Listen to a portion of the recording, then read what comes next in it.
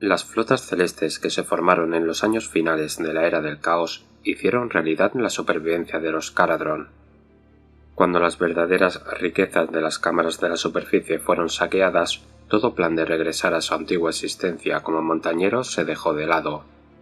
En su lugar, la flota aérea se convirtió en la defensa preeminente de la raza duardina, y su proliferación la clave de las nuevas encarnaciones de la cultura Kharadron.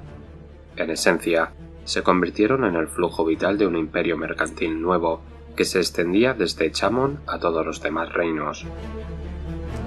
La competencia es fiera entre los aspirantes a arcanautas y a los oficiales que los comandan. En las academias aeronáuticas, héroes retirados y capitanes veteranos juzgan quienes deben unirse a esta augusta hermandad, y solo ofrecen clasificación a quienes destacan de veras. Su enfoque casi tacaño al ascenso proviene del egoísmo, pues si eligen a un candidato débil, sus propias acciones e inversiones pagarán el pato. Un principio muy importante del código Kharadron es que toda nave debe tener un capitán, y mientras esté a bordo, nadie salvo el almirantazgo puede contradecirle. Su tripulación se escoge en cada reclutamiento forzoso y a menudo proviene de una docena de trasfondos distintos, pero una vez unidos por su capitanía, se embarcan en una fase de vida completamente nueva. Al principio se unen por rituales y votos del marino celeste prescritos por el código, pero en el fragor del conflicto forjan vínculos aún más profundos. Con cada batalla, con cada juramento, se ganan la lealtad mutua hasta que son tan cercanos como una familia, y su capitán es una figura paterna que los supervisa y ofrece su sabiduría solemne cuando no pueden discernir la ruta por sí mismos. Aunque rara vez se menciona en compañía distinguida, hay una estipulación en el código para la deposición de un capitán que no da la talla. No es un motín, sino la meritocracia Kharadron en funcionamiento.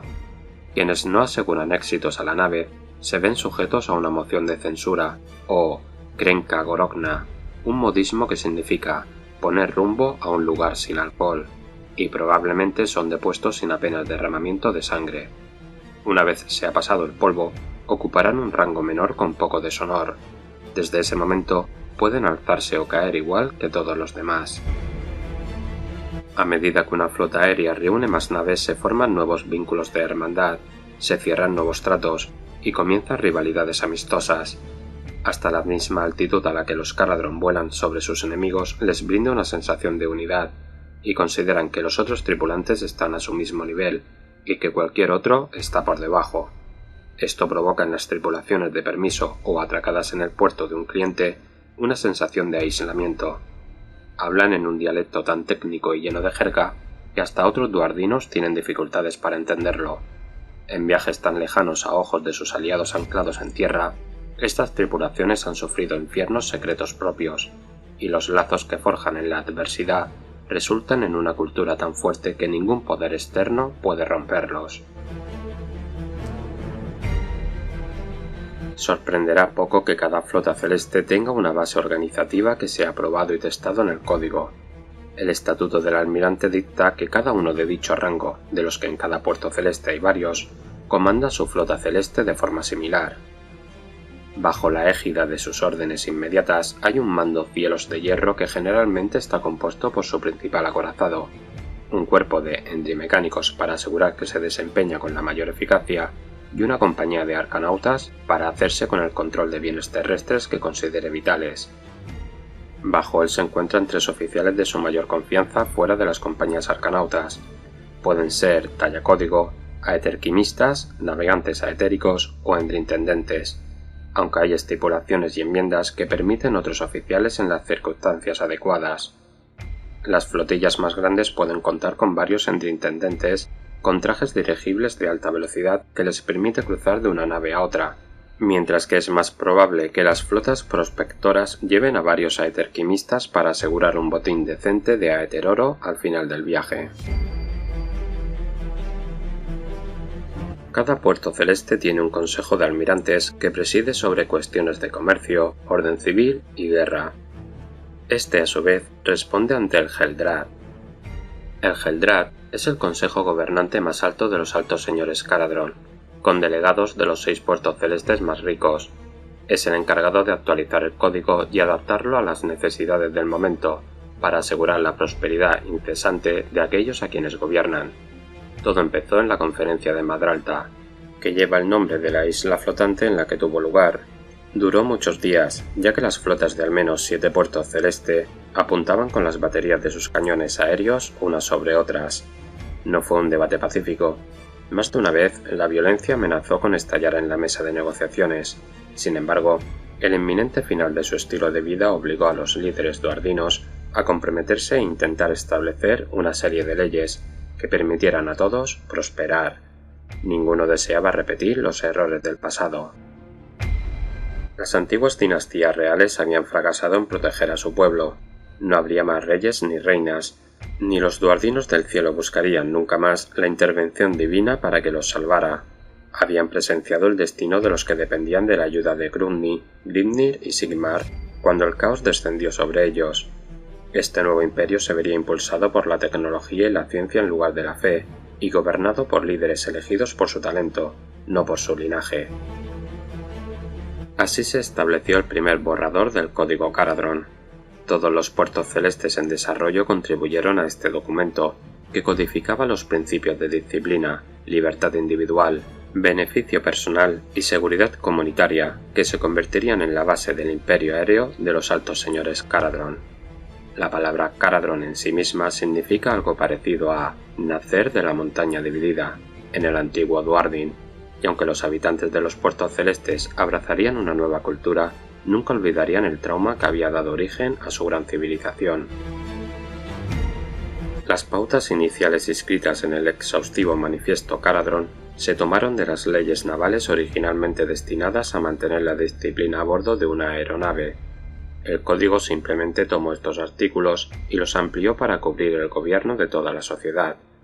El código lo estipula todo, desde cómo reclamar los depósitos de Aeteroro hasta las reglas para atacar a los enemigos.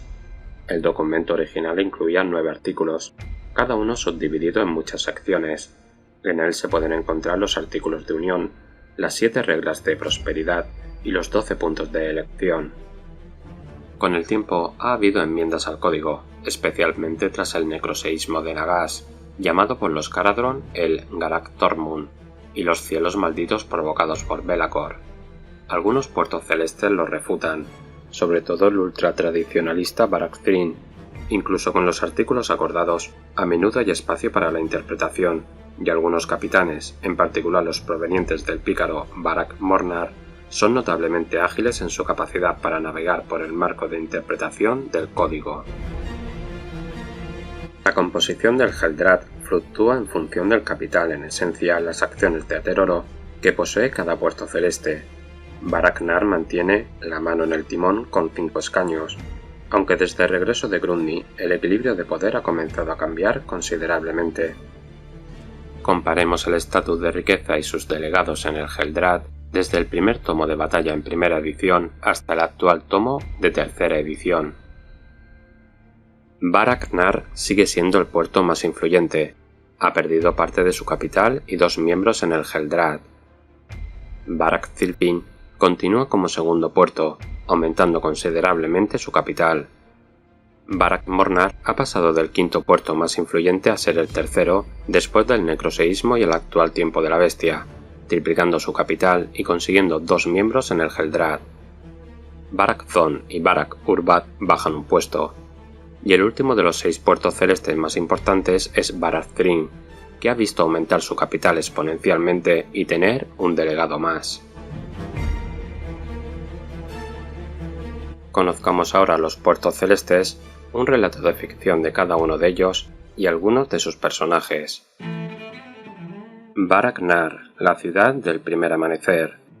La joya más brillante del Imperio Caradron es el puerto celeste de Barak Nar, un titán de la ciencia y la industria. La ciudad del primer amanecer tiene más aeronaves que cualquiera de sus rivales, comandadas por oficiales intrépidos armados con el mejor arsenal aetermático. Llaman la ciudad del primer amanecer a Barak Nar porque fue la primera en llevar el modo de vida Caradron a un estado autoperpetuante. Son gente muy pragmática, quizá la razón principal por la que tienen mayoría de delegados en el Consejo del Heldrad. y favorecen en todo a la ciencia sobre la superstición. Fueron los primeros en buscar acuerdos comerciales con ciudades y culturas no duardinas, cerrando tratos con las ciudades de Sigmar e incluso con los forjados en la tormenta que veían volar por los cielos para acabar con los enemigos daemónicos mutuos. Sus rutas de comercio, definidas y reforzadas por los muelles faro voladores que llaman Zombex, se emplean con tal regularidad que son lo más cercano a una ruta segura en los atribulados cielos que haya visto humano, duardino o a elfo. Brock Grunson barrió con la mirada la gran armada de Baraknar. Era una visión gloriosa. Las esferas brillantes de sus aeterendrinas relucían doradas mientras se extendían en la distancia. La mayor flota celeste de todas, dijo Cassandra Dargrin, lo más cercano que tenía a una ayudante, una visión que enciende la sangre. Comprada y pagada con 1.000.000 de victorias diplomáticas, 100 de enmiendas al código y 12 de golpes de estado de regalo, dijo Brock. Y no pocas victorias en el campo de batalla, respondió Cassandra. Brock inclinó la cabeza. Es verdad, he dejado un rastro tan rojo que enorgullecería a un megaloaleta. No estoy seguro de si me apetece celebrarlo. Por un momento vio de nuevo el sueño en su mente. Su propia alma martilleaba sobre un yunque ardiente, el brillante rostro de Grunni juzgándolo desde arriba. Cassandra frunció el ceño y golpeó la proa de la voz del magnate con los dedos. ¿Aún cree que deberíamos saquear las caravanas sigmaritas entonces, a pesar de los nuevos sucesos? Se correrá la voz y se dice que él tiene medios. El Lord Magnate puso mala cara. ¿Quién se cree Grunni para juzgarme a mí o a mis métodos después de abandonarnos a nuestra muerte? Se ablandó y 100 de años de conflicto le pesó sobre los hombros. Además, ya es demasiado tarde para cambiar la ruta, Kaz. Muy, muy tarde. Personajes de Baraknar.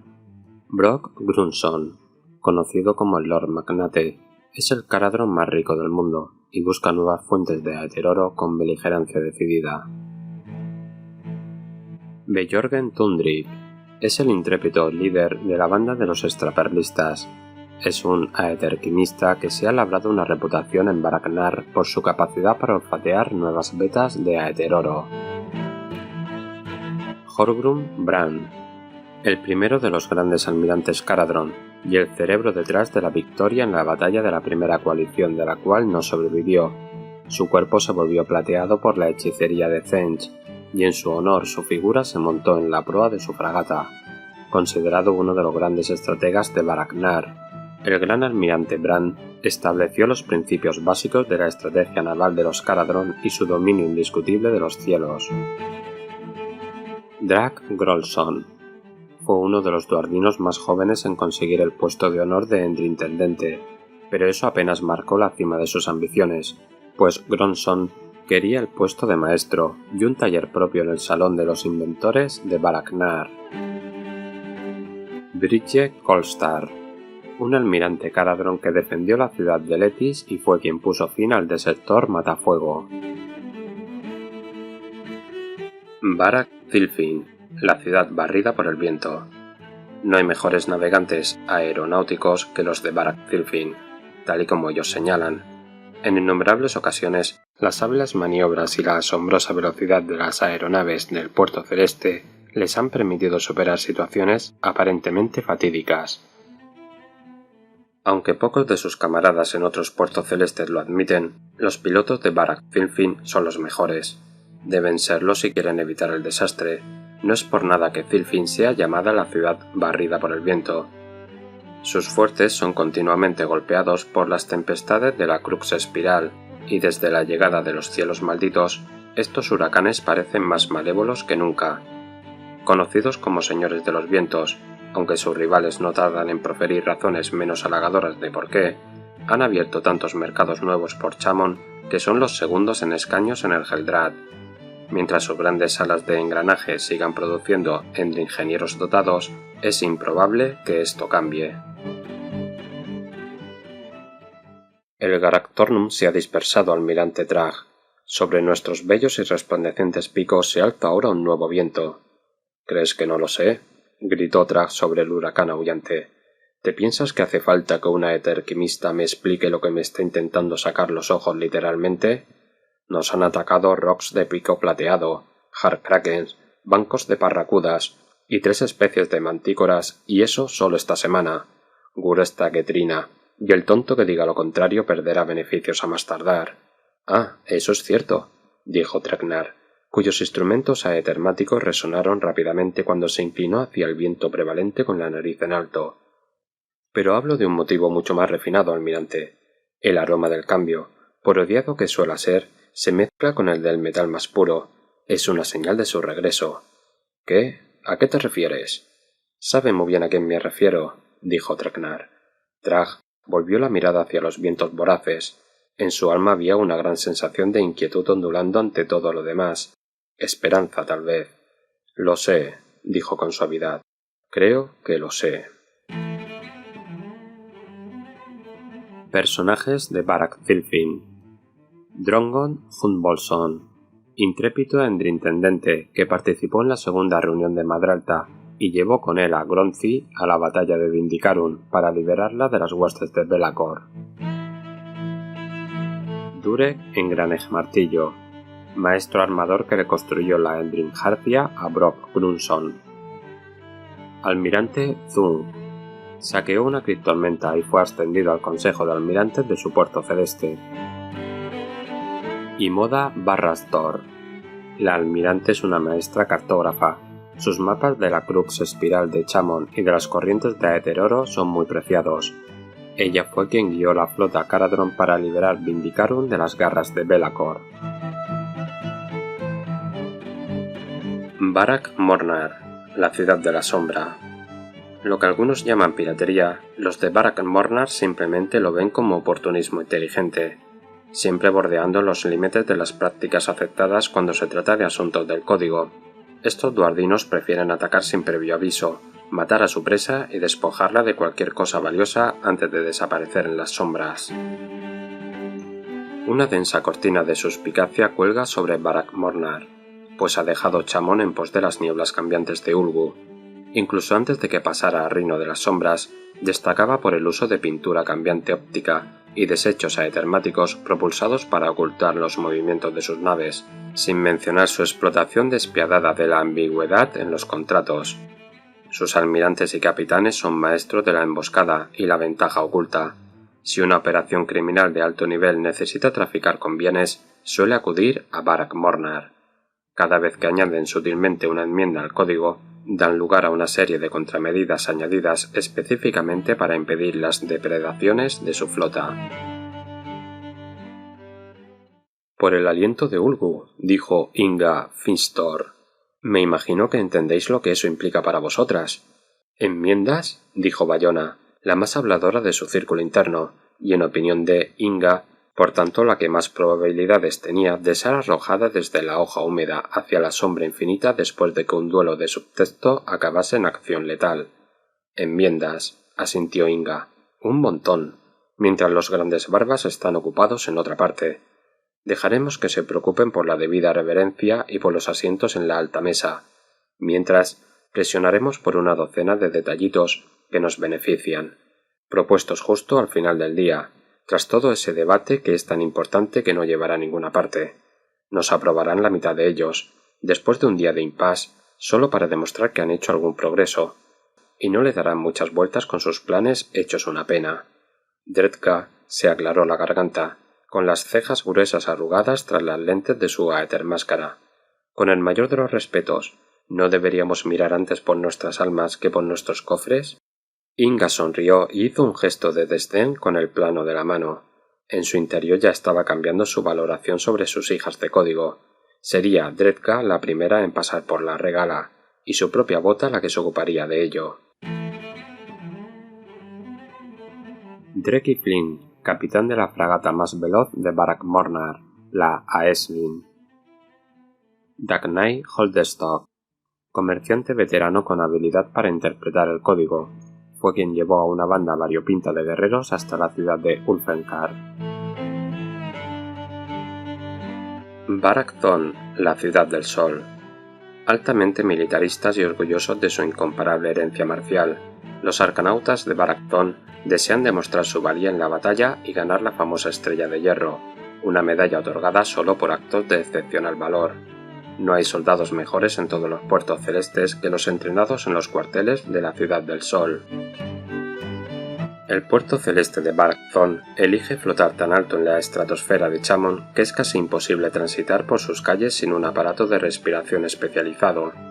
Orgullosa y ambiciosa, brilla de un rojo dorado a la luz de Gis, y sus 14 arcos del triunfo y estatuario generoso señala victorias famosas para el almirantazgo del puerto celeste. Los arcanautas de Barak-Thon se encuentran entre la élite. Cada uno busca ser condecorado en la causa de su flota celeste y quizá incluso conseguir la codiciada Estrella de Hierro en el culmen de su carrera. El más famoso de todos es el almirante Nelriksson, el celebrado vencedor de la batalla de los picos Tungsteno y arquitecto de una serie de victorias durante la época del saqueo. Por la barba recién peinada de Grundy, ¿qué es eso? Muy por encima de los lustrosos toldos de metal de Barak-Thon, la Solarian lideraba una cuña naval por el aire. Desde la cubierta de observación, el héroe arcanauta Drogar Puño Llave miraba inquisitivamente. Debido a la baja densidad del aire, cualquier caradrón que se atreviera a navegar tan arriba debía llevar a Éter máscaras especializadas. «No me creo lo que estoy diciendo», dijo su talla código, Rarda, «pero parece un elfo sentado con las piernas cruzadas sobre un montón de nada». Así era. Cuando la Solarian se acercó, discernieron un elfo vestido con una túnica y suspendido en la estratosfera. Casi brillaba con luz solar pura. «Luminet», dijo Drogar, «está haciendo la señal del dios de la forja». «Rarda, ¿el código dice algo sobre si se pueden abrir acuerdos comerciales a esa altitud?» «Tal vez», dijo la talla código. «Hay un vacío conceptual en el artículo 7 respecto a los contratos en el perímetro hostil que llevo un tiempo ojeando». «Entonces vamos a ello», dijo Drogar. «Mira la cara de engreído que tiene. Si no sabe a dónde se han ido las vetas de aquí arriba, me como los calzoncillos de un Groby». «Cuidado con lo que dice», rió Rarda, que ya lo anotaba con una pluma ansiosa. Barak-Urbad, la ciudad mercantil. El imperio Caradron se sostiene en el comercio, y no hay comerciantes más hábiles que los de Barak-Urbad. Los comandantes militares del puerto celeste conocen las complejidades del código de arriba a abajo, y son expertos en explotar imprecisiones menores y lagunas legales para sus propios fines. Si hay un puerto celeste que se obsesione con el beneficio más que el resto, es Barak-Urbad. Dan la bienvenida a toda raza, credo y cultura a su ciudad aérea con brazos abiertos, sabiendo que es probable que los visitantes salgan con los bolsillos vacíos y la cabeza mareada. Sus flotas de pesca son legendarias, igual que los esfuerzos de quienes procesan sus presas. Aún mejor, sus talla-código son de los mejores en el negocio, y hace mucho obtuvieron el derecho de cribar los bancos de nubes más abundantes y, en conjunción con sus numerosos aeterquimistas, sacarle hasta la última gota de beneficio a sus vetas doradas. Últimamente han usado una red de portales de reino ocultos para enviar sus flotas por todos los confines en su incansable búsqueda de éxito mercantil. «¿Sabes lo que significa, claro?», dijo Drongar. Su expresión era seria. «¿Y lo has visto tú mismo?» Grinhak Marcacincel, conocido como el Alto Consejo de Barak-Urbad como el guardián de las verdades grabadas, volvió su ojo bueno hacia Drongar con intensidad aguda. «Sí, estuve allí, en las ruinas del gran cónclave de Excelsis, cuando se reveló». Hubo un momento de silencio tan cercano a la reverencia como los Caradron de la ciudad mercantil lo permitirían. «Sabes que esto significa cambio, viejo amigo. Cambio para todos». Lo sé», dijo Grinhak, moviendo los hombros, de forma que su armazón se deslizase adelante con un tañido sordo para presentar los primeros 2 volúmenes del Código Caradron, cuyas páginas eran agitadas por su aparato guardahojas de plata. «Significa que los artículos del 2 al 58 necesitarán enmiendas. Todas las cláusulas que invocan las cláusulas del ancestro necesitarán una reexaminación intensa. Los puntos 5, 7, 18, 23 y 50 de la enmienda Krun tendrán que cambiar». Drongar dejó que su mirada se perdiera en el amanecer y dejó pasar los detalles. Grundy había vuelto. Barak-Thrin, la ciudad de los ancestros. Truculentos, malhumorados, anticuados y de costumbres fijas. Estos son solo algunos de los términos utilizados por los puestos celestes rivales para describir a quienes provienen de Barath-Thrinn. Estos duardinos ultraconservadores lo juzgan todo frente a las glorias del pasado e, inevitablemente, encuentran que se queda corto. Los comparativamente tradicionalistas duardinos de Barath-Thrinn gruñen que el código Caradhran ya estaba bien en su forma original, y que todas esas enmiendas posteriores no hacen sino debilitarlo. El regreso de Grundy ha alzado muchas jarras, pues estos duardinos llevan mucho tiempo llenando sus salones con estatuas de sus dioses ancestros, y esperan abiertamente el momento en que su raza vuelva a unirse. Su regreso ha vindicado la visión de Barath-Thrinn, al igual que la alianza entre los altos señores Caradhran y sus primos matafuegos. Sus fortunas, que antes menguaban debido a su educación hosca y desaprobadora, y su insistencia en usar solo las técnicas de minado más viejas y menos eficaces en nombre de la seguridad, se han incrementado considerablemente desde el regreso del Gran Hacedor. «¿Es cierto, abuelo? ¿Ha vuelto de veras el Gran Hacedor?» Thurgar Bellonsen, el octavo, jadeó mientras ascendía las amplias escaleras de granito en el corazón del distrito de los ancestros de Barath-Thrinn, y el obstinado frío de la piedra importada se filtraba a través de las suelas cada vez más finas de sus botas demasiado viejas. Se tomó un momento para recuperar el aliento bajo la vasta estatua de Valhalla, en la que había hallado consuelo tantas veces. Al final de la escalera gigante había una estatua del propio Grundy, cuya barba divina y densa melena envolvían su expresión de concentración pétrea. El corazón de Thurgar se alegraba al pensar que el ancestro podría forjar pronto un nuevo destino para Barath-Thrinn, para los Caradhran, para toda la raza duardina quizás. ¿Es cierto? ¿Ha vuelto? Porque si es así, ¿el código se revertirá? En lo alto de las escaleras, Bellonsen el sexto se volvió para mirarlo con unos ojos aún penetrantes entre una masa de piel arrugada y azotada por el clima. Aunque el anciano no sonreía ni lloraba, era más probable que el mercurio goteara de la piedra. Había cierto júbilo en la comisura de sus ojos. «Sí, chaval, es cierto», dijo. «Teníamos razón desde el principio». Personajes de Barath-Thrinn. Gludda Clasdor es una anciana y gran almirante, obstinadamente tradicionalista, que votó a favor en el Heldrad para socorrer a Vindicarun. Después de la batalla se ofreció a llevar a Gardus, Alma de Acero, y a sus caballeros sagrados a cualquier lugar que dijera el Lord Celeste, lógicamente por un precio adecuado.